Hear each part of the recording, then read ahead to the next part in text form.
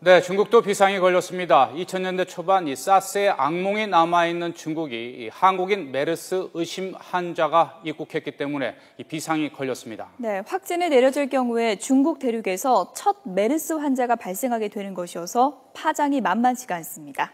베이징 연결하겠습니다. 서봉국 특파원. 네, 베이징입니다. 네, 이 의심 증세를 숨기고 이 중국에 출장을 간 이 한국인 의심 환자에 대한 이 중국 위생 당국의 2차 검사 결과 기다리고 있는데요. 이 판독 결과 언제쯤 나올 예정인가요? 네, 조금 전 김잔디 기자가 전해드린 대로 검사 결과 아직 나오지 않고 있고요. 하지만 1차에서 양성 판정이 나와서 중국 당국은 바짝 긴장하고 있는 분위기가 역력합니다.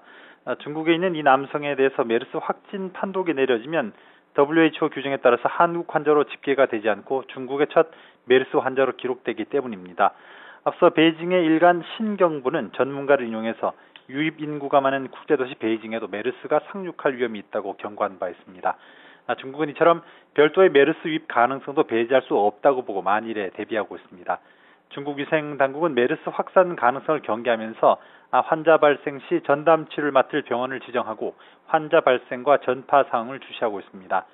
한국인 의심 환자가 당초 홍콩을 통해서 입국했기 때문에 홍콩 당국도 이 한국인에 대해서 메르스 확진 판독이 내려질 경우 홍콩행 항공기 주변에 앉았던 승객 30여 명을 격리할 예정입니다. 또 한국인과 접촉했을 가능성이 있는 약 200명에 대한 추적 조사도 준비하고 있습니다. 타이완 위생 당국도 메르스에 경각심을 보이면서 개인 위생과 정부 당국의 방역을 강화하기로 했습니다. 네, 아무래도 중국인들은 몇 년 전에 사스 악몽이 남아있기 때문에 불안감이 더 클 수밖에 없을 것 같은데요. 한국인 의심 환자와 접촉했다는 홍콩 간호사는 지금 상태가 어떻습니까? 네, 홍콩 위생 당국은 한국인 의심 환자를 공항에서 접촉했던 홍콩 간호사가 예비검사에서 음성 판정을 받았다고 전했습니다. 위생당국 산하 위생방역센터는 이 간호사가 어제 기침과 구역질, 현기증 증세를 호소해서 검사와 관리를 위해 전염병 센터로 이송했다고 밝혔습니다. 위생방역센터는 간호사가 현재 안정적인 상태라고 설명했습니다.